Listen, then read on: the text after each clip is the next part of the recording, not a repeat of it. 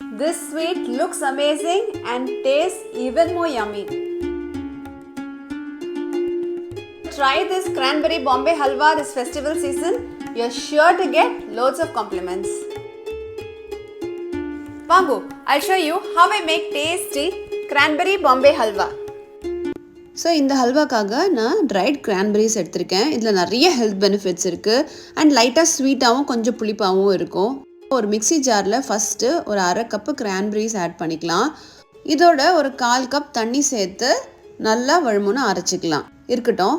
இப்போ ஒரு கப்பில் கார்ன் ஸ்டார்ச் அதோடு சேர்த்து தண்ணி ஆட் பண்ணி நல்லா மிக்ஸ் பண்ணிக்கலாம். லம்பே இல்லாமல் நல்லா மிக்ஸ் பண்ணிக்கலாம். அதுக்கப்புறம் ஒரு ட்ரேயில் கொஞ்சமாக நெய் விட்டு க்ரீஸ் பண்ணி வச்சுக்கலாம். அப்புறம் ஒரு கடாயில் தண்ணி அண்ட் சுகர் ஆட் பண்ணி நல்லா சுகர் மெல்ட் ஆகி கொஞ்சம் லைட்டாக திக்கான உடனே இந்த அரைச்சி வச்ச கிரான்பெரி பல்ப்பையும் ஆட் பண்ணி நல்லா சேர்த்துக்கலாம்.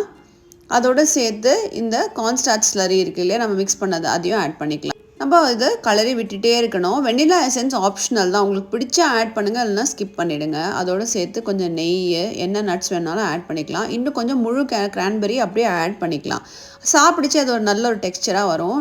நல்லா கிண்டிகிட்டே இருக்கணும். நல்லா திக்காகிற வரைக்கும், அது நீங்கள் கிண்டுறது கஷ்டமாக இருக்கிற வரைக்கும் நீங்கள் கிண்டணும்.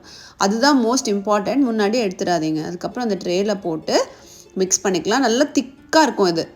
அவ்வளோதான். ஆறின உடனே பீஸ் போட்டால் நம்ம டெலிஷியஸ் கிரான்பெரி ஹல்வா ரெடி. சூப்பராக இருக்குல்ல. தீபாவளிக்கு கூட நீங்கள் அது பண்ணி ஷேர் பண்ணலாம். கிரான்பெரி ஃப்ளேவர் சூப்பராக இருக்குது. கண்டிப்பாக ட்ரை பண்ணி பாருங்கள். A must try.